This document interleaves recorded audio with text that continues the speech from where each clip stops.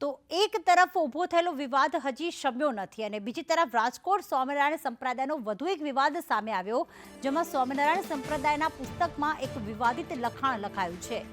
નીલકંઠ ચરિત્ર પુસ્તકમાં શિવ પાર્વતીનું ઘોર અપમાન કરવામાં આવ્યું। ભગવાન શિવ અને પાર્વતીને નીલકંઠની સેવા કરતા દર્શાવાયા છે।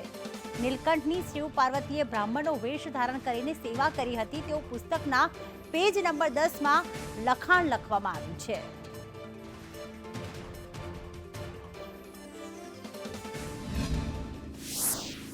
તો સ્વામિનારાયણ સંપ્રદાયના નીલકંઠ ચરિત્ર પુસ્તકમાં એવું દર્શાવવામાં આવ્યું છે કે નીલકંઠની મહાદેવ અને પાર્વતીજીએ સેવા કરી હતી।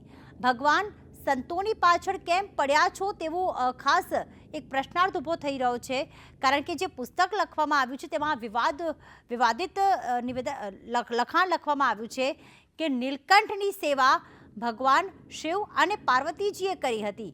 બ્રાહ્મણનો વેશ ધારણ કરીને સાક્ષાત મહાદેવજી અને પાર્વતીજીએ નીલકંઠની ઘણા દિવસો સુધી, એક કે બે દિવસ નહીં પણ ઘણા દિવસો સુધી સેવા કરી હતી એવો ઉલ્લેખ કરવામાં આવ્યો છે।